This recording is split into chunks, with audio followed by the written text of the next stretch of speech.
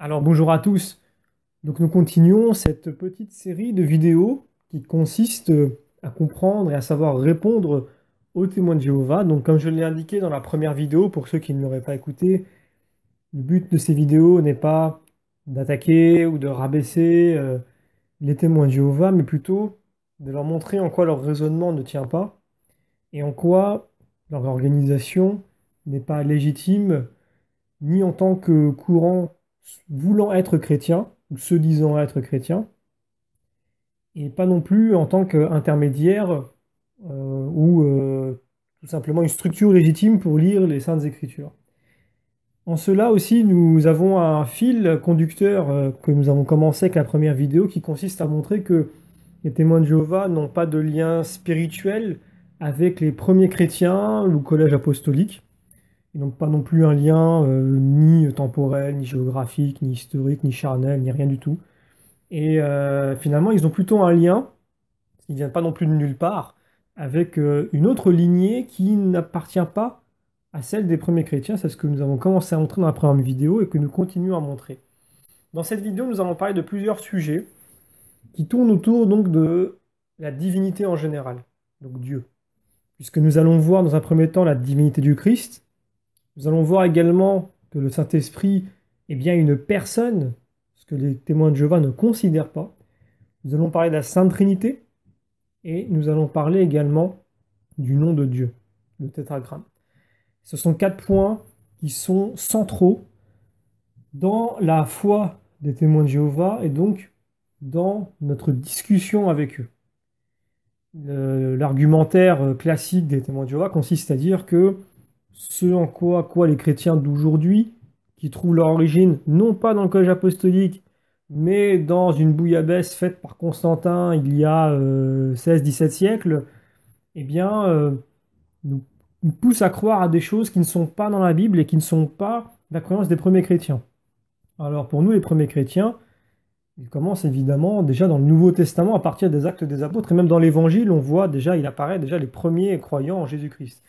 Donc, les premiers chrétiens, ce n'est pas un concept, ce n'est pas une idée ou un absolu ou une forme de fantasme ou d'idéal. Souvent, on entend des gens dire, nous, on est comme les premiers chrétiens, comme si c'était un argument d'authenticité. Dire on est comme les premiers chrétiens, non. Les premiers chrétiens, leur foi avait un certain âge, une certaine maturité. Aujourd'hui, il faut être un chrétien tout court, pas comme les premiers chrétiens, il faut être chrétien tout court. Parce que notre spiritualité, notre maturité spirituelle plutôt, elle a 2000 ans. Et pour eux, elle n'avait pas 2000 ans.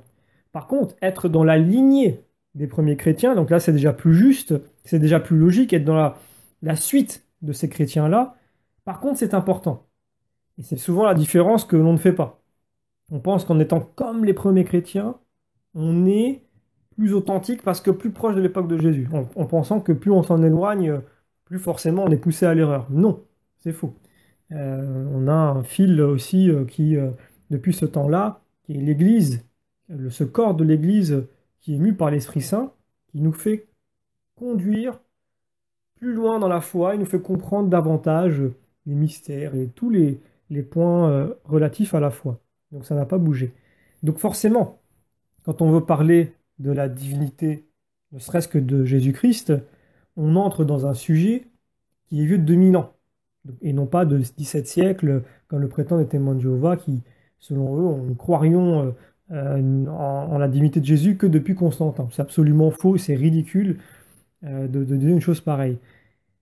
Donc c'est un sujet qui est vieux de 2000 ans, qui trouve largement sa place dans la tradition qui fournit un maximum d'éléments sur le sujet. Les pères de l'Église et tous les chrétiens ont tous, sans exception, basé leur foi et médité les Saintes Écritures sur cette base-là, qui est indispensable. En effet, croire que Jésus est Dieu, que Jésus n'est pas Dieu, c'est pas simplement une question de philosophique ou c'est seulement la nature de Jésus, c'est pas très grave finalement qu'il soit Dieu ou pas Dieu. L'important c'est de savoir qu'il nous a sauvés de nos péchés. C'est faux.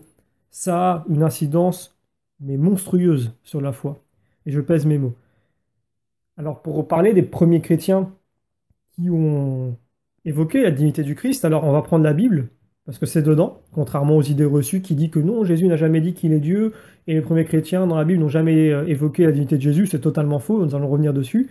Mais d'abord, les premiers chrétiens qui viennent à leur suite aussi y ont cru, et avant Constantin, notamment Saint Clément de Rome, Saint Polycarpe de Smyrne, voire notamment l'épître aux Philippiens, Saint Ignace d'Antioche, voire toutes ses épîtres, quasiment.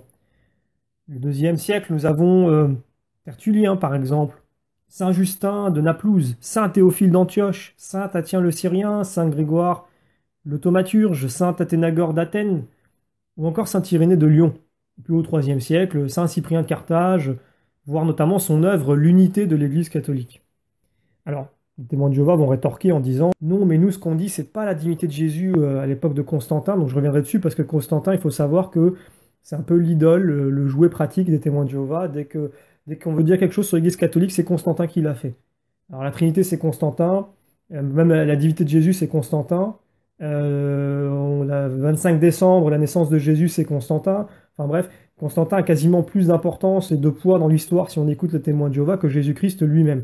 C'est un peu l'idole derrière laquelle il se cache à chaque fois pour tout prétexter. C'est quand quelqu'un qui a un minimum suivi cette époque-là, on a les documents, et puis voilà, il y a toujours des conséquences aux histoires qu'on raconte, les conséquences des moments historiques que l'on peut observer aussi. Donc quand on raconte quelque chose et qu'historiquement le résultat est différent, bah, à un moment donné, il faut savoir faire le lien entre les deux.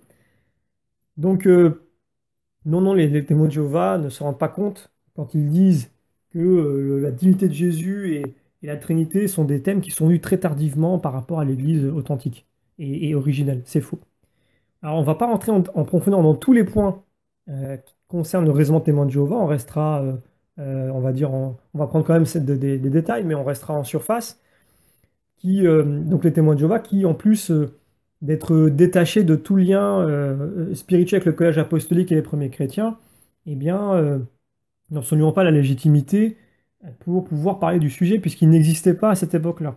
C'est quand même extraordinaire que des personnes qui sont là depuis 150 ans veuillent nous expliquer ce qui s'est passé il y a 2000 ans, et qu'on ne devrait pas faire confiance aux descendants des apôtres, ou même aux apôtres eux-mêmes, mais plutôt à eux, pour nous expliquer ce qui s'était passé.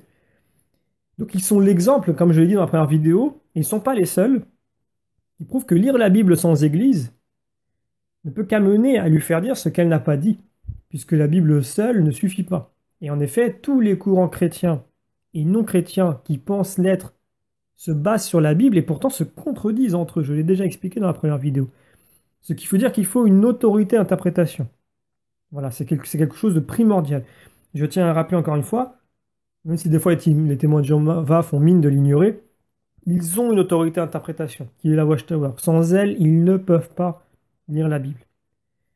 Donc, les points sur lesquels nous allons nous attarder un petit peu sont notamment la personnalité et le caractère de Jésus-Christ, qui manifeste dans le Nouveau Testament un caractère qui est à la fois divin, égal au Père, et humain, semblable aux hommes, hormis le péché évidemment. Donc il y a des exemples abondants, on va les reprendre après. En ce qui concerne la première partie, donc l'égalité de Jésus avec le Père, les témoins de Jéhovah la renient et cherchent difficilement à ne lui conférer qu'une interprétation. Vous voyez, on en revient à cette histoire d'interprétation, donc en disant que c'est métaphorique, c'est symbolique, c'est une image, parce que forcément ça ne les arrange pas. Par contre, quand Jésus se fait semblable à nous, donc pour nous rejoindre, c'est littéralement que son aspect humain est compris par les témoins de Jéhovah. Donc dire que l'homme est inférieur à Dieu, c'est une évidence. Mais c'est sur cette évidence-là que les témoins de Jéhovah vont surfer pour faire croire que Jésus, dans tout ce qu'il est inférieur à Dieu. Voilà, on revient à ce qu'on avait dit dans la première vidéo sur la façon de mélanger un peu de vrai, un peu de faux, voire beaucoup de faux, pour faire passer tout vrai, et voilà comment on perd les gens. Et après, on y ajoute évidemment un développement personnel, une interprétation personnelle qu'on dit être naturelle. Ça vient de la Bible, c'est pas nous, c'est la Bible. Et évidemment, c'est faux. Donc comme on l'a dit en départ, le principe est le même. On se base sur les Saintes Écritures, donc voilà ce qu'on a dit, et on tend l'interprétation, et voilà. Donc, comme je l'ai dit, cette question d'autorité, elle est primordiale, puisque les témoins de Jéhovah la reconnaissent. Or, nous, ce que dit l'Église, donc qui est l'autorité légitime pour dire la Bible, c'est que ce soit pour l'humanité de Jésus ou la divinité, il n'y a pas de sens symbolique, métaphorique ou allégorique ou que sais-je. Tout dans la Bible qui concerne Jésus-Christ est à prendre dans son vrai sens. Et ce sens-là, eh bien, qui a l'autorité pour l'interprétation? Eh bien, c'est l'Église. Comment la notion de divinité du Christ a été transmise aux apôtres? Ça, c'est aussi une question. C'est pas avec la Bible seule, et on a déjà vu l'exemple dans la première vidéo, puisqu'à ce moment-là, elle n'était pas compilée. Elle l'a été, évidemment, par l'autorité des apôtres et des disciples, membres du corps de l'Église, que le Saint-Esprit mue et nourrit continuellement, évidemment spirituellement. Donc dire que la Bible suffit est à la fois une erreur, c'est ce que nous avons dit, et une ineptie, puisque les chrétiens ne l'avaient pas à cette époque-là. Ils avaient l'enseignement des apôtres et des disciples qui s'est répandu et a constitué la croyance des premiers chrétiens. Si je lis 2 Thessaloniciens, nous lisons: tenez ferme et retenez les instructions que nous vous avons données, soit à l'oral, soit par notre lettre. Donc on voit ici que la tradition orale est tout à fait légitime, et soit par notre lettre, donc les Écritures, mais on voit que c'est quelque chose qui n'est pas encore terminé, puisque la Bible en tant que telle que compilée et telle qu'on la connaît, ça viendra quelques siècles après. Donc pour le moment, c'est d'abord une tradition orale. Ce n'est pas que le catholique, je reviendrai sur cet article-là dans la dernière vidéo, témoins de Jéhovah disent oui, mais pour un catholique, la tradition, c'est d'abord. Et ensuite, c'est les Saintes Écritures. C'est pas pour les catholiques, c'est que dans l'histoire de l'Église, dans l'histoire du christianisme en tout cas, la tradition de l'Église, chronologiquement, vient avant les Saintes Écritures. Et même le magistère vient avant. Ça ne veut pas dire que c'est plus important. Les trois sont comme un trépied. On se repose sur les trois, ce sont les trois canaux de la révélation, et sans ça, on ne peut pas comprendre les mystères de la foi. Il faut les trois. S'il en manque un, ça ne marche pas. Si je prends par exemple, si j'enlève le magistère, et que j'enlève la tradition, il me reste que la Bible. Ce sont notamment les protestants. Si je laisse le magistère et que je prends que la Bible, on va oublier le fait que pour les témoins de Jéhovah, c'est une Bible falsifiée. Ben, ça donne les témoins de Jéhovah. Parce qu'ils ont un magistère, c'est la Watchtower. Ils ont une Bible, qui n'est pas la Bible, mais ils n'ont pas de tradition. Pour le moment, peut-être parce que ils sont encore jeunes. Mais ça va venir, probablement. En tout cas, leur magistère n'est pas, euh, n'est pas légitime. Ensuite, vous pouvez aussi continuer à faire ce jeu-là en disant on garde la tradition, on garde la Bible et on enlève le magistère. Et vous avez l'Église orthodoxe. Donc à chaque fois que vous avez enlevé l'un des trois, ça donnera quelque chose qui n'est plus complètement valide. Donc encore une fois, je le redis, si les témoins de Jéhovah ne croient pas en l'Esprit Saint, qui meut l'Église et qui est le co-auteur de la Bible, et ne croient pas dans les descendants des apôtres, en quoi alors vont-ils croire de bien solide? Russell, par exemple, ou Rutherford, et leurs frères élus, qu'ils ne connaissent pas et qui ne sont élus que par le choix d'autres hommes, qui ne croient pas non plus en l'Esprit Saint et qui sont hors de l'Église. Quelle légitimité ont-ils? Quel crédit? Qui décide de tout cela si ce n'est des hommes? Et c'est l'Église qui base sa croyance sur une tradition humaine, vraiment? Si je lis, on va commencer à lire le passage qui concerne Jésus-Christ, Jean 1,1. Au commencement était le Verbe était auprès de Dieu et le Verbe était Dieu. Il est au commencement auprès de Dieu. Bon. C'est extrêmement simple, c'est limpide. On voit que le Verbe est Dieu et que le Verbe était auprès de Dieu. Ce qui montre déjà que dans l'unité, plutôt dans l'unicité, il y a aussi la différence entre le Père et le Fils à ce moment-là. Ce passage renvoie au premier chapitre de la Genèse, puisqu'il démarre de la même façon. Au commencement, Dieu créa le ciel et la terre. Ce commencement, ce principe, tel qu'on le prend dans son terme d'origine, c'est Jésus-Christ lui-même. Ce qui veut dire que Jésus-Christ, lui, est aussi l'auteur de la création. Ce qui est très gênant pour les témoins de Jéhovah. C'est pour ça qu'ils ne font pas le parallèle, parce que cela voudrait dire qu'il est éternel, qu'il est avant la création. Qu'il est donc avant toute création et qu'il n'a pas de temps, comme Dieu lui-même. Alors, je vais revenir après sur ce verset-là, parce que les témoins de Jéhovah ne le traduisent pas comme ça. Ils disent que c'est plutôt que le Verbe était un Dieu. J'y reviendrai. Ce que dit l'Église au sujet de Jésus-Christ, Ce que nous pouvons dire aujourd'hui sur Jésus-Christ, c'est que le Verbe s'est fait chair et a uni sa personne éternelle à une nature humaine. Donc Jésus est une seule personne, il est le Verbe fait chair, autrement dit, la personne de Dieu le Fils devenu homme. Jésus n'est donc pas une personne humaine, mais la personne du Verbe. Donc il est à la fois vrai homme, vrai Dieu. Cela veut dire que le Verbe éternel s'est uni pour faire une personne, c'est union hypostatique, on retrouve ce terme dans les Saintes Écritures, avec une nature humaine complète. Ce qui veut dire donc que la personne du Verbe fait chair aurait deux esprits, un esprit humain et l'esprit divin, deux intelligences, une intelligence divine, celle du Verbe, qui est immuable et éternelle, et son intelligence humaine qui, tout en étant unie pour faire une seule personne, agit comme une intelligence normale. Donc elle obéit librement à son intelligence divine, il a donc aussi deux volontés, et il n'est pourtant pas divisé. Donc nous retrouvons Jésus qui boit, dort, pleure, se fatigue, etc. Mais ce n'est pas sa nature divine qui agit ainsi. Par contre, quand il ressuscite de lui-même, c'est par sa propre force qu'il le fait. C'est sa nature divine qui agit ainsi. Les témoins de Jéhovah disent non, c'est pas lui-même, c'est le Père qui l'a ressuscité. C'est Dieu qui l'a ressuscité. Mais dans ce cas-là, Jésus ne peut pas, ne peut pas nous donner la vie, il ne peut pas nous ressusciter s'il n'a pas pu le faire pour lui-même. Dans ce cas-là, il ne faut pas mettre son salut en Jésus-Christ, il faut mettre son salut en Jéhovah, dans cette logique. Donc là, pour le coup, les témoins de Jéhovah sont un peu logiques, puisque prêchent au nom de Jéhovah. Mais pour le coup, c'est pas logique avec les Saintes Écritures. Par exemple, je peux reprendre l'épisode de Lazare, parce que les témoins de Jéhovah aussi le prennent pour dire, regardez, c'est pas Jésus qui ressuscite Lazare, puisqu'il prie le Père de le faire. Or, Jésus précise, il explique dans le texte que s'il se met à genoux et qu'il fait mine, enfin, il prie devant les autres, mais s'il le fait, ce n'est pas pour demander au Père de ressusciter Lazare, mais c'est pour montrer l'exemple aux autres, et pour qu'il glorifie le Père. Parce que Jésus est là aussi pour montrer le Père.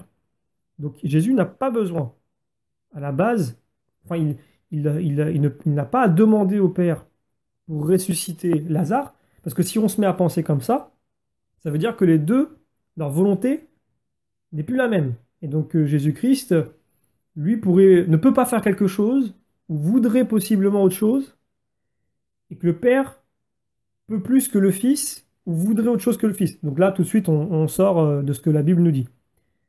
Donc si, comme je l'ai dit, si Jésus a besoin du Père pour ressusciter Lazare, alors qui s'occupe de sa propre résurrection? Comment il peut s'occuper lui-même de sa propre résurrection? Il va forcément devoir le demander au Père. Donc vous voyez dans quoi on rentre quand on se met à dire des choses pareilles. Pourtant, les Écritures saintes sont claires. C'est Jésus lui-même qui ressort de la mort, donc qui connaît la résurrection. Donc dans l'Ancien Testament, ça on va commencer à rentrer dans les termes, comme dans le Nouveau, les mots théos ou kyrios, qui désignent Dieu et ce qui disent Dieu et Seigneur, sont utilisés pour parler de la divinité. Et il en est de même dans le Nouveau Testament concernant le Père et le Fils. Mais un jour, Rutherford a décidé qu'il en serait autrement. Et il décide que Jésus ne serait finalement pas Dieu, puisqu'à la base, les témoins de Jéhovah, maintenant ils disent que le Verbe est un Dieu, ce n'était pas comme ça qu'ils le traduisaient à l'époque. Donc un Dieu dans le sens, quelqu'un qui domine, quelqu'un qui a autorité sur quelque chose, comme un juge serait un Dieu sur la loi, par exemple, c'est un peu l'exemple qu'il donne, ou le malin qui serait le Dieu de ce système de choses, selon les traductions du Monde Nouveau. Au-delà de l'évidence de ce premier passage de Saint Jean, je vais le relire. Au commencement était le Verbe était auprès de Dieu, et le Verbe était Dieu. Il était au commencement auprès de Dieu. Eh bien, les témoins de Jéhovah prétendent nous enseigner la langue grecque, puisqu'ils nous disent, bon, déjà on sait qu'ils ne sont pas forcément experts en théologie ni en histoire, d'après ce qu'on peut lire de ce qu'ils en disent. Maintenant, ils veulent nous expliquer la langue. Alors, évidemment, quand je dis ça, j'ai l'air un petit peu sarcastique ou cynique ou moqueur, mais je dis ça, comme j'ai dit dans la première vidéo, le but, c'est pas de se moquer des témoins de Jéhovah ou de les rabaisser. Je veux les piquer au vif, exprès, pour susciter en eux les bonnes questions. Parce qu'on sait qu'ils sont difficiles à bouger, parce qu'ils sont dans un endoctrinement qui est très fort. Si on ne les bouge pas un petit peu, pour leur bien, j'ai envie de dire charitablement, qui aime bien châtie bien, il n'en ressortira rien. Et donc dans ce cas-là, je ferai tout ça simplement pour rentrer dans un débat avec eux, et ce n'est pas le but. Et le but, ce n'est pas de leur faire du mal, ou de me moquer d'eux, ou de les blesser, ou de les heurter, mais plutôt de les piquer au vif. Donc c'est peut-être un exercice difficile parce qu'il faut trouver un bon équilibre, mais soyez sûr, soyez certain des bons sentiments que j'ai quand je fais cette vidéo, même si des fois je peux prendre un ton volontairement sarcastique, dans le but de les bouger un petit peu. Donc concernant ces termes-là, donc je reviens sur ce que je disais auparavant, si les témoins de Jéhovah ne veulent pas faire confiance à l'Église catholique pour l'explication de ce passage, est-ce que vous pensez réellement qu'ils vont en savoir plus sur le grec que les orthodoxes eux-mêmes, qui traduisent et comprennent ce passage de la même façon que les catholiques et qui sont très attachés à la langue grecque, autant que l'Église catholique latine a pu être attachée au latin? A priori, non. Je pense pas que là, pour le coup, pour la langue grecque, moi je préfère faire confiance aux orthodoxes qu'aux témoins de Jéhovah. Mais donc pourquoi est-ce que les témoins de Jéhovah le traduisent ainsi? Comme je l'ai dit, si on le traduit différemment, il est difficile de faire le lien avec le premier passage de la Genèse, en chapitre 1, verset 1. Et donc il serait impossible de dire que Jésus n'est pas Dieu si on fait le rapport. Et comme il n'aurait pas de commencement comme le Père. Donc ça serait compliqué. On peut évidemment, on peut dire que dans la Bible, les exemples ne manquent pas. Puisqu'on retrouve notamment dans le livre de l'Apocalypse, au chapitre 1, 4 et 5, pour ne citer que, les mêmes termes de louange, de qualification et même de chant, donc attribués à Dieu dans l'Ancien Testament, qui sont utilisés pour Jésus-Christ. Ce serait un blasphème d'utiliser les mêmes chants, termes, louanges à Jésus et à Dieu le Père, si Jésus n'était pas Dieu. On pourrait tirer une liste extrêmement longue, ça prendrait des heures, mais on va prendre quelques exemples, parce que les exemples ne manquent pas. Je prends par exemple Daniel chapitre 7. Je regardais pendant que l'on plaçait des trônes, et l'ancien des jours s'assit. Son vêtement était blanc comme la neige, et les cheveux de sa tête étaient comme de la laine pure. Son trône était comme des flammes de feu, et les roues comme un feu ardent. Je prends maintenant Apocalypse chapitre 1. Sa tête et ses cheveux étaient blancs comme de la laine blanche, comme de la neige. Ses yeux étaient comme une flamme de feu. Ses pieds étaient semblables à de l'airain ardent, comme s'il eût été embrasé dans une fournaise, et sa voix était comme le bruit des grandes eaux. On voit ici que dans ces deux textes, l'un du prophète Daniel et l'autre de Saint Jean, il y a la même vision. Elle concerne la même personne. Dans l'Ancien Testament, il s'agit de Dieu. Dans le Nouveau, il s'agit de Jésus-Christ. Donc ça, c'est ce genre de parallèle que l'on peut faire énormément dans la Bible. On voit beaucoup dans Daniel, beaucoup dans Isaïe. Ce n'est pas pour rien si les témoins de Jéhovah insistent beaucoup sur ces livres-là pour les dénaturer au maximum, pour que le lien ne soit pas possible alors qu'il est évident pour un chrétien. On peut, si on veut continuer à faire le parallèle entre Jésus et Dieu, là j'ai pris un exemple, mais il y en a énormément dans la Bible. Mais c'est pour montrer que dire que les chrétiens se basent sur rien, les chrétiens actuels se basent sur rien, et pas même sur les premiers chrétiens, c'est faux. On va revenir encore largement sur la divinité de Jésus dans cette vidéo. On se rappelle aussi de Saint Étienne. Saint Étienne, premier martyr de l'Église, au moment où il est lapidé, donc on le cherche à le tuer, il invoque et implore le Christ à ce moment-là, donc celui de la lépidation, en disant « Seigneur Jésus, reçois mon esprit ». Puis s'étant mis à genoux, il s'écria d'une voix forte « Seigneur, ne leur impute pas ce péché ». Et après ces paroles, il s'endormit. Je pense que là, pour le coup, c'est un des premiers chrétiens aussi, si on veut l'appeler de ce terme-là, et qu'on retrouve dans la Bible. Donc là, on ne pourra pas nous accuser d'être allé chercher des chrétiens qui ne sont pas dans les pages de la Bible, puisque dans l'Esprit un témoin de Jéhovah, dès qu'on dépasse la page 1200 ou 1300 de la Bible, tout le reste, c'est du fantasme et ça n'existe pas, donc il se limite à un livre. Eh bien, je pense que si saint Étienne n'avait pas considéré Jésus comme un être divin, donc le Fils de Dieu, Dieu fait chair, jamais il ne lui aurait attribué cette parole forte qui consiste à ne pas leur imputer ce péché. Jésus a été attaqué par les Hébreux quand ils l'ont vu pardonner les péchés, car ils savaient que cela, seul Dieu peut le faire, et Jésus disait qu'il le faisait. Nous sommes donc dans la lignée des premiers chrétiens comme Étienne, à qui je fais sans commune mesure plus confiance qu'aux proclamateurs en costard-cravate de la société Watchtower, dont aucun n'est jamais mort en martyr pour sa foi dans les 19 premiers siècles au moins, puisqu'il n'existait pas à ce moment-là. Donc déjà, encore une fois, c'est le bon sens qui revient. Je peux continuer à lire d'autres passages.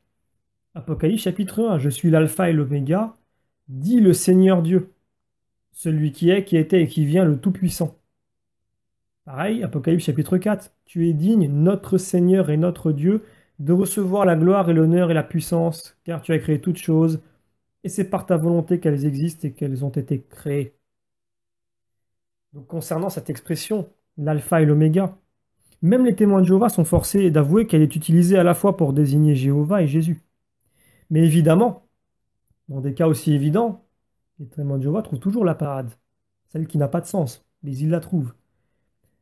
Pour eux, la signification est différente, car quand le terme premier et dernier, qui revient au même que alpha et oméga, est utilisé, c'est le même sens, et il désigne Dieu dans l'Ancien Testament. Mais quand il s'agit de Jésus, le sens est différent. Je les cite. L'expression le premier et le dernier apparaît également en Révélation, donc c'est l'équivalent de l'Apocalypse pour eux. Le contexte de ces versets indique que celui qui est désigné par cette expression est mort, et plus tard revenu à la vie. Ces versets ne peuvent donc pas parler de Dieu, car Dieu n'est jamais mort. Et il cite donc Habakkuk chapitre 1, verset 2. Par contre, Jésus, lui, il est mort, il a été ressuscité. Voilà l'explication des témoins de Jéhovah. Sauf que quand vous lisez Habakkuk chapitre 1, il est dit ceci. N'es-tu pas de toute éternité, éternel, mon Dieu, mon Saint? Il y est question de l'éternité de Dieu. Tout comme Jésus-Christ est éternel et a pourtant connu la mort, dans son humanité seulement. Mais l'éternité, pour le coup, est préservée de Jésus-Christ.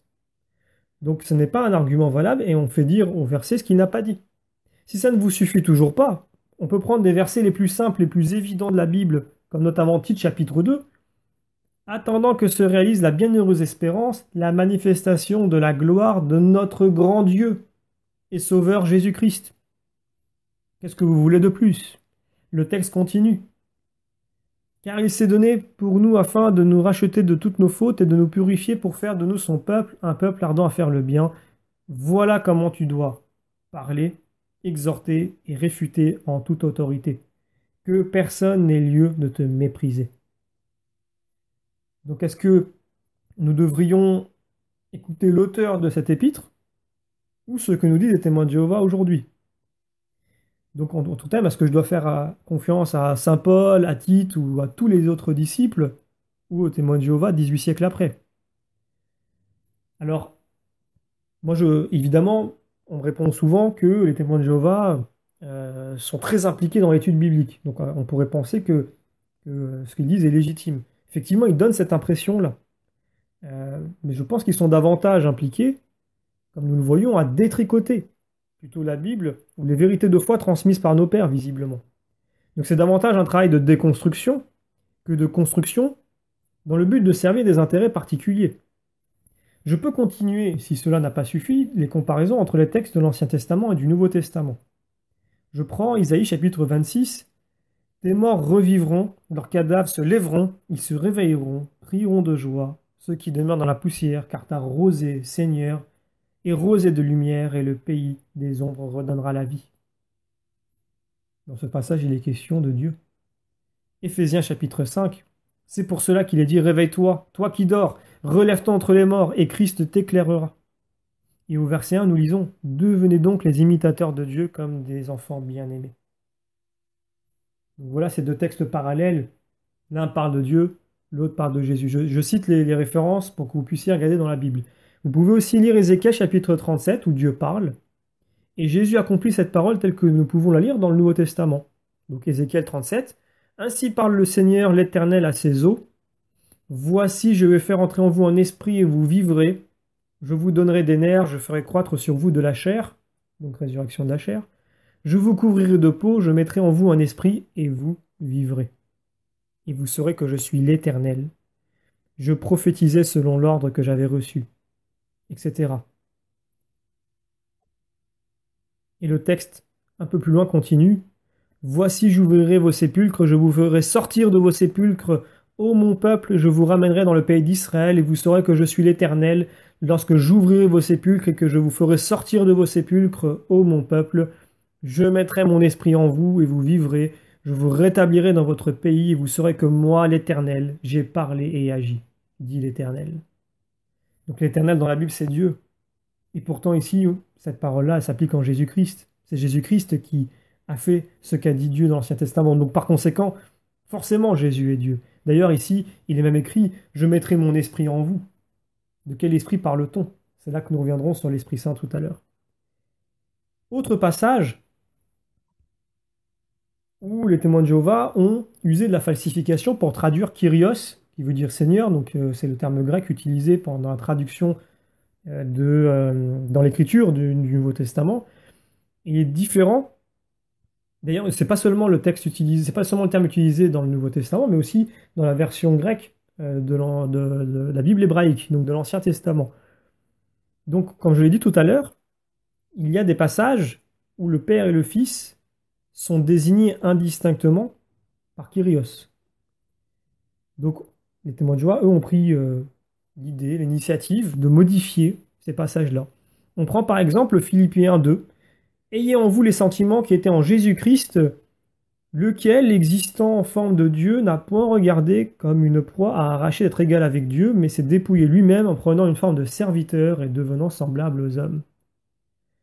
Donc, moi, ce passage-là, c'est pas l'exemple que je prends pour expliquer la falsification, mais c'est déjà pour montrer que on voit dans ce passage-là que Jésus n'a jamais eu de problème, n'a point regardé comme une proie à arracher d'être égal avec Dieu, puisqu'il était existé en forme de Dieu. S'il existait en forme de Dieu et qu'il n'est pas Dieu, il va falloir nous expliquer ça, il va falloir une belle explication. Mais on nous explique qu'il s'est dépouillé de lui-même en prenant une forme de serviteur. D'ailleurs, si je prends aussi 2 Timothée chapitre 4 verset 18, on lit « Le Seigneur me délivrera de toute œuvre mauvaise et il me sauvera pour me faire entrer dans son royaume céleste. À lui soit la gloire au siècle des siècles. Amen. » Dans son royaume céleste. Si Jésus n'est pas Dieu et que ce royaume appartient à Jésus, que fait le Père? Vous voyez, on rentre dans un grand problème. Je continue à lire d'autres versets. Colossiens chapitre 1. Rendez grâce au Père qui vous a rendu capable d'avoir part à l'héritage des saints dans la lumière, qui nous a délivrés de la puissance des ténèbres et nous a transportés dans le royaume du Fils de son amour, en qui nous avons la rédemption, la rémission des péchés. Il est l'image du Dieu invisible, le premier-né de toute la création. Car en lui ont été créées toutes les choses qui sont dans les cieux et sur la terre, les visibles et les invisibles, tout, etc. Tout a été créé par lui et pour lui. Il est avant toute chose et toute chose subsiste en lui. Il est la tête du corps de l'Église. Il est le commencement, le premier entre les morts, afin d'être en tout le premier. Car Dieu a voulu que toute plénitude habitât en lui. Il a voulu par lui réconcilier tout avec lui-même, tout ce qui est sur la terre, que ce qui est dans les cieux, en faisant la paix par lui, par le sang de sa croix.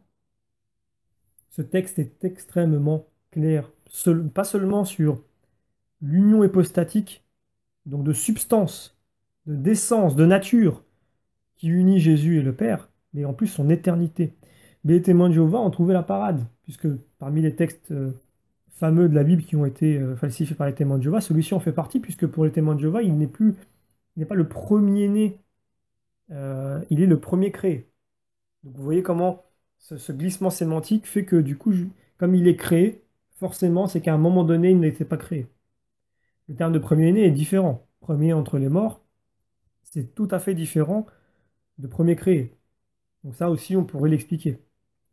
Mais je vais revenir d'abord sur ce passage que nous avions lu tout à l'heure en Jean chapitre 1, verset 1. Donc au commencement était le Verbe, et le Verbe était auprès de Dieu, et le Verbe était Dieu. Le verset suivant, il dit qu'il était au commencement auprès de Dieu. Donc comme je l'ai dit, au commencement, principe, ça renvoie au livre de la Genèse, et donc ça le désigne directement comme créateur et éternel. Parce que ce n'est pas un hasard si Saint Jean ouvre l'évangile de la même façon, puisque la première création, c'est la première création. Jésus est la nouvelle création, et il est l'auteur des deux. Mais comment est-ce que les témoins de Jéhovah traduisent et expliquent ce verset qui pourtant est explicite. Je vais prendre des extraits d'articles qu'ils ont écrits à ce sujet. Parmi ceux qui croient à la Trinité et qui tiennent Jésus pour Dieu, certains invoquent Jean chapitre 1 et Jean chapitre 20, donc verset 28, à l'appui de leur thèse. Donc déjà, dans l'esprit des témoins de Jéhovah, c'est une simple thèse. Donc c'est ce que nous voyons depuis le début de cette démonstration qui n'est pas terminée. Je continue. Dans de nombreuses versions, Jean chapitre 1, verset 1 se lit comme suit. Au commencement était la parole était avec Dieu, et la parole était Dieu. Toutefois, les traducteurs scrupuleux ont estimé nécessaire de signaler qu'il existe une différence entre les deux occurrences du mot Dieu dans ce verset. Voyons voir comment faisaient donc ces traducteurs scrupuleux. Parce qu'évidemment, selon les témoins de Jéhovah, ceux qui ont traduit ces textes-là depuis 2000 ans de la même façon n'étaient pas scrupuleux. Heureusement, l'éclairage des témoins de Jéhovah va venir nous aider. Par exemple, la Bible du centenaire, là je reprends le propos de l'article des témoins de Jéhovah, traduit ainsi: le Verbe était un être divin. Donc pour les témoins de Jéhovah, un être divin, c'est différent de dire qu'il est Dieu. Bon. Je continue, la version ultramarée révisée, mais la parole était d'essence divine. Donc pour les témoins de Jéhovah, l'essence divine, c'est toujours pas être Dieu. Je continue. En langue anglaise, voici ce qu'on lit dans la New English Bible. Ce que Dieu était, la parole l'était aussi. Donc là encore, ce que Dieu était, la parole l'était aussi. Ça ne convainc toujours pas les témoins de Jéhovah. Alors pourquoi ces traductions ne disent-elles tout simplement pas que la parole était Dieu? Ça c'est ce que disent. C'est ce que dit l'article des témoins de Jéhovah. Mais en vérité, elles le disent. Il suffit juste de lire le français correctement. Il n'y a pas de mystère là pour le coup. Et je continue la lecture de l'article des témoins de Jéhovah parce qu'en grec, langue dans laquelle ce texte a été écrit à l'origine, la vocable traduit par Dieu ne se présente pas de la même manière que les deux fois qu'il apparaît dans ce passage. En effet, l'article O, HO, qui correspond à notre article défini le précède dans le premier cas, mais pas dans le second. C'est pourquoi l'on trouve dans ce commentaire, dans la Sainte Bible traduite et commentée sous la direction de Pirot et Clamé, dans la phrase précédente, le mot Dieu était accompagné de l'article. L'absence d'article indique ici qu'il est attribut. Ce n'est pas un nom de personne signifiant le Père, mais un nom de nature signifiant que le Verbe a la nature divine. Alors je m'arrête à la lecture de cet article. Déjà, dans un premier temps, ce commentaire ne contredit pas le fait que Jésus est Dieu, mais que Jésus n'est pas le Père, ce que les témoins de Jéhovah semblent des fois ne pas comprendre. Et ensuite, c'est un article défini. Si c'est un article défini, pourquoi est-ce que les témoins de Jéhovah utilisent un article indéfini pour dire un Dieu? Il faut ensuite rappeler ce que j'avais déjà dit, je pense, dans l'autre vidéo, c'est que cette traduction de la parole était Dieu existait dans les anciennes versions de la traduction du Monde Nouveau. C'est quelque chose qui est plus récent en fait que ce qu'on imagine. Chose encore plus étonnante, dans leur livre qui se nomme Que ton nom soit sanctifié, nous pouvions y retrouver le commentaire suivant, que vous pouvez trouver sur Internet. Il n'existe en effet qu'un seul vrai Dieu vivant. Néanmoins, il nous faut connaître son nom personnel car ce dernier le distingue de tous les faux dieux qui sont appelés Elohim dans les écritures hébraïques et Othéos dans les écritures grecques chrétiennes. Donc pendant un temps, les témoins de Jéhovah ont enseigné que Elohim faisait référence aux faux dieux et que justement, Othéos aussi, il faisait référence. Alors évidemment, ils ont changé de fusil d'épaule, ils ont corrigé cette erreur-là. C'est une énormité qui montre bien que quand on essaie de jongler pour faire dire à Bible ce qu'elle ne dit pas, on finit par dire soi-même des énormes bêtises. Donc, sauf que le Ô Théos, dont les témoins de Jéhovah parlent et qui sont devenus maintenant des experts en grec, on le retrouve dans l'exclamation de saint Thomas, lorsqu'il dit à Jésus, mon Seigneur et mon Dieu. Donc s'il faudrait suivre la logique des témoins de Jéhovah, il devrait traduire ce passage-là, mon Seigneur et un Dieu. Donc ce n'est pas le seul passage d'ailleurs où les témoins de Jéhovah contredisent leur propre traduction. Et d'ailleurs, à cause de cette confusion qu'ont jeté les témoins de Jéhovah, certains théologiens en étaient venus à la conclusion qu'ils croyaient en un grand Dieu et en un petit Dieu. Donc ils étaient polythéistes. C'est un comble pour ceux qui accusent les catholiques de paganisme. Mais il faut se poser nos questions. Pourquoi est-ce que toutes les traductions depuis 2000 ans parlent de Dieu et les témoins de Jéhovah d'un Dieu? Est-ce que les catholiques ou les orthodoxes se trompent depuis 2000 ans? Surtout que pour le grec, comme je l'ai dit, je pense que si on ne veut pas faire confiance à l'Église catholique, on peut quand même faire confiance et donner du crédit aux orthodoxes, qui y tiennent vraiment. Et je pense qu'ils connaissent quand même un peu mieux la langue grecque que les VRP de la Watchtower. Mais pour répondre à la question que je viens de poser, pourquoi est-ce que ils utilisent un article, ils bloquent sur cet article indéfini le, et que si on rajoutait cet article-là, on pourrait dire le verbe était le Dieu, et donc dans ce cas, il n'y aurait plus de débat. Et voilà, tout simplement. Pourquoi est-ce qu'on s'embête avec une histoire d'un article qui revient au même, alors que pour au final, il y a une traduction qui ne correspond pas à cet article-là, puisqu'il transforme en disant un Dieu. Vous voyez, c'est très confus, ça ne tient pas, donc ils expliquent quelque chose qui ne répond pas à un choix de traduction, et ce choix de traduction ne correspond à aucune traduction qui existe dans l'Église depuis 2000 ans. Voilà.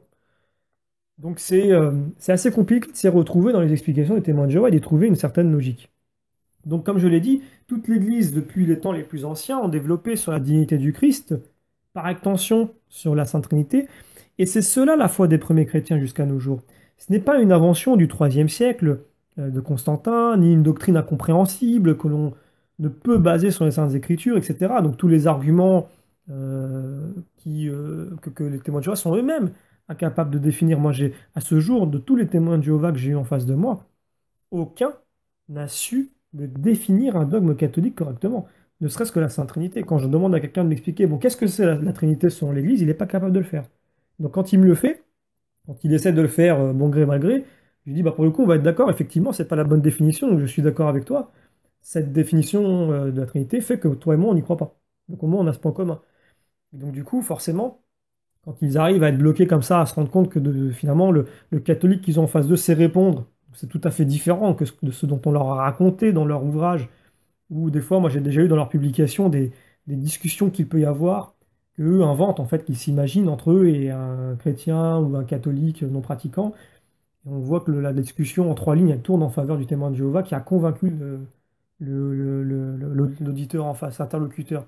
Ça me fait rigoler, ça me rappelle les faux débats que faisaient, qu'on retrouvait normalement notamment chez Ahmed Didat ou Zakir Naik, ces prédicateurs musulmans qui, une question posée dans la salle, on se souvient un peu de ces shows et de ces conférences qu'il faisait à l'américaine, qui étaient très bien financées d'ailleurs, où il posait quelqu'un dans la salle qui venait contredire un des prédicateurs, le prédicateur répondait et l'autre, qui était complètement subjugué par la réponse, se convertissait dans la minute. On voyait bien que c'était ridicule, que c'était surjoué, que c'était monté. Enfin, il faut vraiment être naïf pour croire à ça. Les témoins de Jéhovah font des dialogues dans leur périodique qui sont semblables à ça. Donc quand ils se retrouvent dans la réalité face à un catholique, ben, ils paniquent. Donc ils ne savent plus répondre. Et une fois, moi, on m'a dit, bah, il n'y a pas le mot Trinité dans la Bible. Voilà, pour lui, c'était terminé. Bah, je lui ai répondu, bah, il n'y a pas le mot Bible dans la Bible. Et là, il y a eu un silence assez gênant qui s'est installé.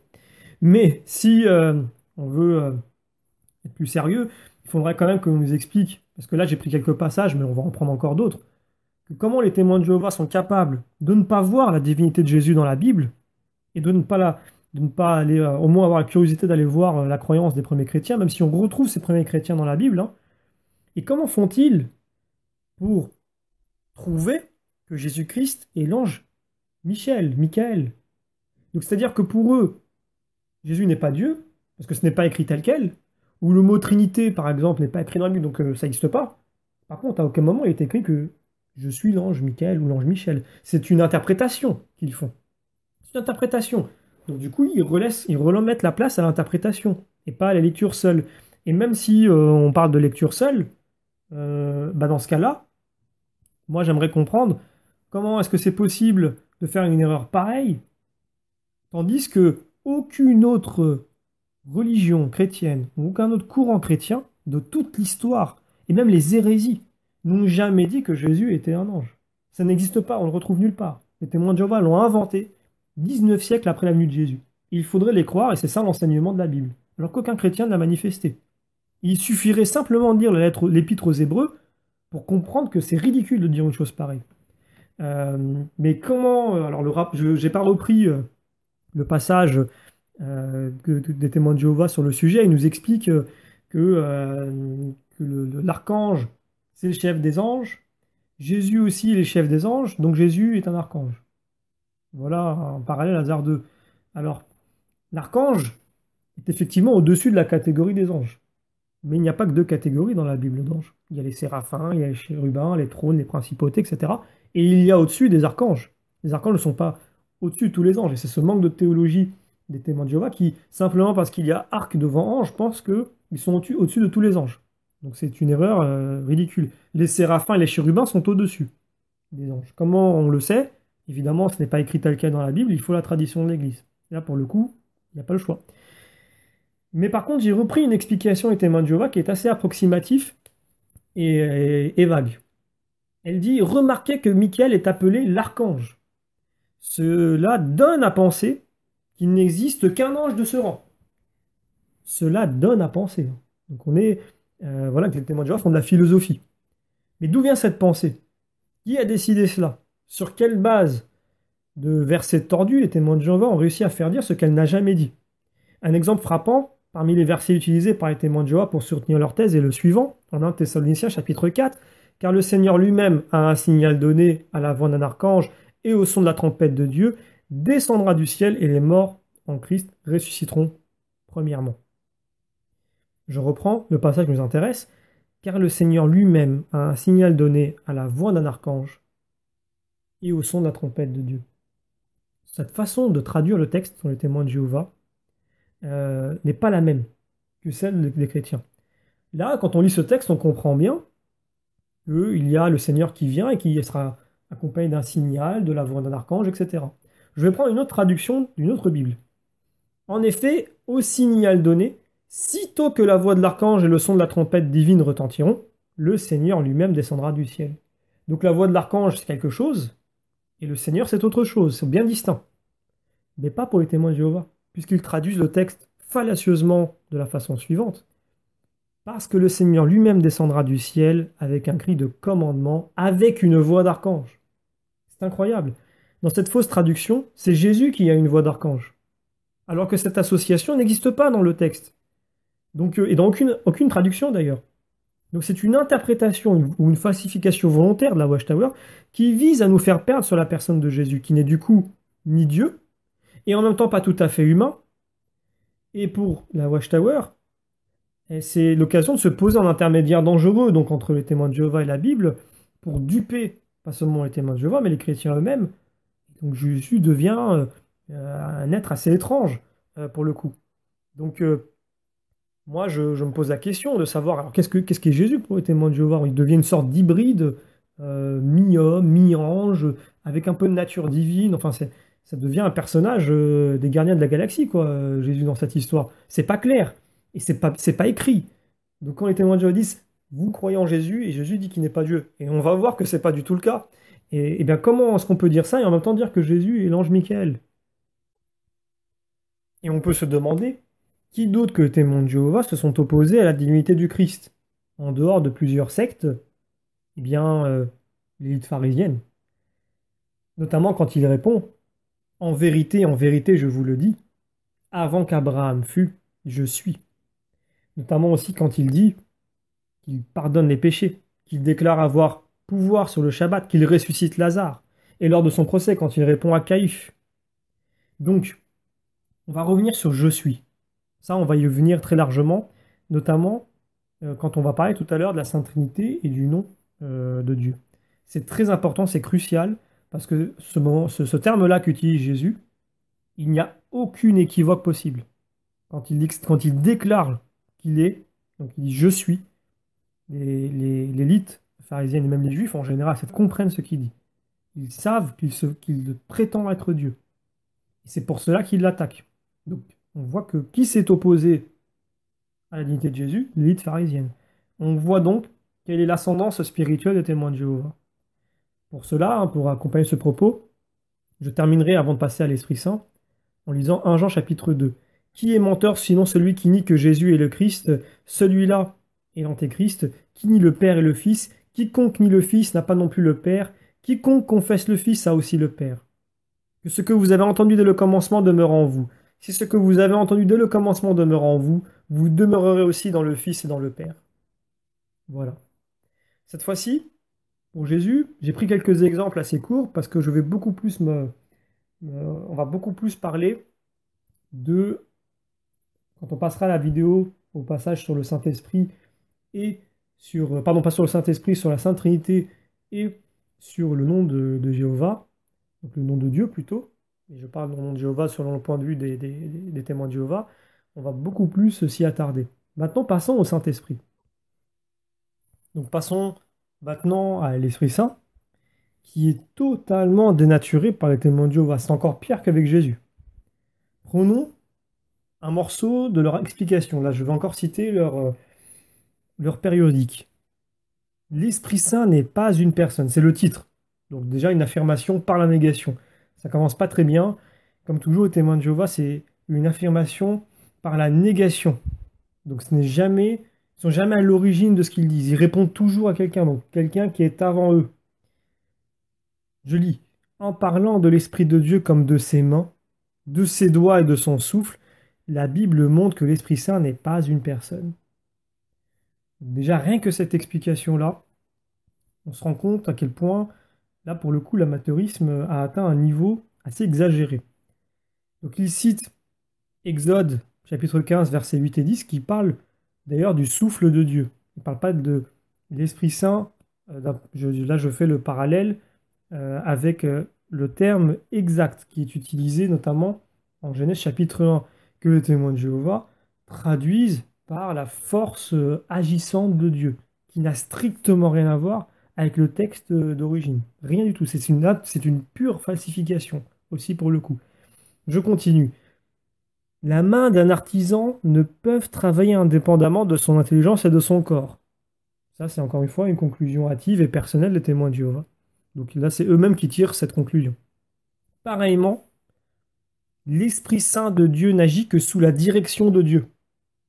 En cela, il se réfère à Luc chapitre 11, verset 13, qui ne dit pas du tout cela. Il dit juste que le Père donnera l'Esprit Saint à ceux qui le lui demandent. Donc le texte met en avant le fait que Dieu ne refuse rien à celui qui demande. Il ne dit pas que l'Esprit Saint de Dieu n'agit que sous la direction de Dieu. Je continue. La Bible compare aussi l'Esprit de Dieu à l'eau et l'associe à des choses comme la foi et la connaissance.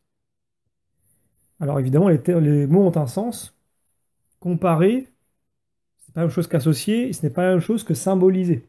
C'est quelque chose que les témoins de Jéhovah aussi n'arrivent pas à comprendre. Il y a une différence entre comparer et symboliser par. Dieu est comparé à un roc dans les psaumes. Sur la logique des témoins de Jéhovah, on peut dire que Dieu n'est pas une personne. Jésus est symbolisé par les premiers chrétiens par le symbole du poisson.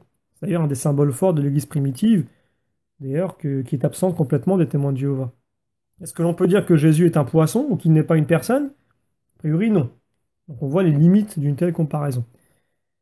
Ensuite, ils expliquent, toutes ces comparaisons soulignent la nature impersonnelle de l'Esprit Saint. Nous verrons par la suite que c'est faux. Je continue. La Bible donne le nom de Dieu, Jéhovah, et celui de son Fils Jésus-Christ, mais nulle part elle ne donne un nom à l'Esprit Saint. Bah, pour le coup aussi, parce que c'est ça, c'est Saint-Esprit, c'est l'Esprit Saint. Il a d'autres noms dans la Bible, mais c'est son nom. D'ailleurs, Dieu est saint, Dieu est esprit. Donc si le Saint-Esprit n'est pas Dieu, et n'est pas non plus une personne, on va avoir des problèmes aussi de logique dans la démonstration. Je continue. Quand par un miracle, le martyr chrétien Étienne a reçu une vision du ciel, il n'a vu que 2 personnes et non 3. La Bible dit, lui, plein d'Esprit Saint, fixa le ciel et aperçut la gloire de Dieu ainsi que Jésus debout à la droite de Dieu. C'est amusant parce que du coup, dans le texte, les 3 sont présents. Mais les témoins de Jéhovah ne veulent voir que ceux qui veulent voir. Le texte continue, l'Esprit Saint était la force agissante de Dieu qui a rendu Étienne capable de voir cette vision. Pure interprétation des témoins de Jéhovah. Jamais dans la Bible, l'Esprit Saint est traduit par force agissante. Jamais. Nulle part. Donc comme toujours, la force de l'argumentaire des témoins de Jéhovah réside sur le fait de poser sur les Saintes Écritures et d'ailleurs l'interlocuteur ne sait pas falsifier. Ça, c'est la première falsification. Ensuite, ils donnent leur propre explication. Deuxième falsification. Et troisièmement, même si on pourrait peut-être le même avant, la définition des termes sur lesquels les témoins de Jéhovah se reposent n'est jamais basée sur la Bible. Rarement, ils citent un verset isolé sur lequel ils ont pris soin d'effectuer une traduction qui convient à leur explication. Donc, je vais prendre encore un autre exemple pour montrer que l'Esprit Saint est bel et bien une personne. Et il n'est pas seulement une personne, mais une personne de même niveau, égal à Jésus-Christ et au Père. Je prends par exemple un terme que l'on retrouve qui est associé à la fois, attribué à Jésus et attribué à l'Esprit Saint. Nous lisons en Jean chapitre 16, « Car si je ne m'en vais pas, non, l'assistant ne viendra pas vers vous. Si je m'en vais, je vous l'enverrai. » Cet assistant-là, a priori, c'est l'Esprit Saint. Je prends 1 Jean chapitre 2, « Mes petits enfants, je vous écris ces choses pour que vous ne commettiez pas de péché. Et pourtant, si quelqu'un vient à commettre un péché, nous avons un assistant auprès du Père, Jésus-Christ. » Donc les deux sont appelés assistants. Déjà, ça nous donne des indications. Donc à partir de ce simple exemple, d'ailleurs, si on prend la logique des témoins de Jéhovah, on peut démonter l'argument précédent qui consisterait à dire que l'Esprit Saint n'est pas une personne, mais seulement une force de Dieu. Sinon, on pourrait dire de même de Jésus. De plus, si l'Esprit Saint n'est pas une personne, comment est-il possible de blasphémer contre elle? Sachant qu'en plus, le blasphème se rapporte toujours à Dieu. On lit en Matthieu chapitre 12, « Toute espèce de péché et de blasphème sera pardonné aux hommes, mais le blasphème contre l'Esprit ne sera pas pardonné. » Donc si l'Esprit Saint n'est ni Dieu et pas même une personne, comment peut-il avoir un nom sur lequel on peut baptiser? Puisqu'il est dit de baptiser au nom du Père, du Fils et du Saint-Esprit. D'ailleurs, le terme « au nom », je tiens à le souligner, c'est important, est au singulier. Donc c'est intéressant. Je continue. On peut prendre un autre passage pour montrer l'égalité entre l'Esprit Saint et Jésus, puisqu'il est dit en 1 Corinthiens chapitre 2, verset 11, « De même, personne ne connaît les choses de Dieu si ce n'est l'Esprit de Dieu. » Et pourtant, Jésus a les mêmes choses. Personne ne connaît les choses de Dieu si ce n'est l'Esprit de Dieu. C'est ce que dit Jésus à son sujet en tant que fils. Donc est-ce que saint Paul contredit Jésus? Je ne pense pas. Est-ce qu'il met l'Esprit Saint au même niveau que le Fils, donc le Père? Je pense. Je continue. En Éphésiens chapitre 4, on lit « Il y a un seul corps et un seul esprit, comme aussi vous avez été appelés à une seule espérance par votre vocation. Il y a un seul Seigneur et une seule foi, un seul baptême, un seul Dieu et Père de tous, qui est au-dessus de tous et parmi tous et en tous. » Dans ce passage-là, l'unicité est bien résumée, avec une distinction entre chaque personne de la Sainte Trinité. L'Esprit, le Fils qui est seul Seigneur, un seul Dieu et Père de tous, c'est très important. Donc si l'on ne dit pas que les trois sont dus après ça, on est confronté à beaucoup de problèmes, comme je l'ai dit toujours. Comme le fait de dire que si Jésus est seul Seigneur, c'est qu'il n'est pas Dieu, et qu'il n'est pas Dieu, c'est que Dieu n'est pas Seigneur. De plus, toujours en partant de ce texte, on voit que la grâce et les talents sont donnés aussi par le Christ, et que dans 1 Corinthiens chapitre 12, l'Esprit Saint les donne aussi. Donc s'ils ne sont pas Dieu, comment pourraient-ils le faire? Et quelle serait l'utilité du Père? Vous voyez? Donc finalement, dans la Bible, le Père, le Fils et le Saint-Esprit sont bien plus souvent mis à égalité que les rares versets isolés que les témoins de Jéhovah prennent pour essayer de soit dénaturer l'un, soit rabaisser l'autre. Je prends 2 Corinthiens chapitre 13. « Que la grâce du Seigneur Jésus-Christ, l'amour de Dieu et la communication du Saint-Esprit soient avec vous. » Les deux sont cités, une fois de plus, et le nom de Jésus en premier d'ailleurs. On peut aussi se poser la réflexion suivante. Si les esprits impurs ou les anges sont des esprits, donc des êtres bien à part, des entités bien distinctes, pourquoi on ferait une exception pour l'Esprit Saint? Donc c'est aussi ces questions-là que les témoins de Jéhovah devraient se poser. Donc il faut vraiment enlever de notre esprit, de l'esprit de ceux qui auraient un doute, le fait que l'Esprit Saint soit une personne. On voit très clairement dans la Bible qu'il a une volonté.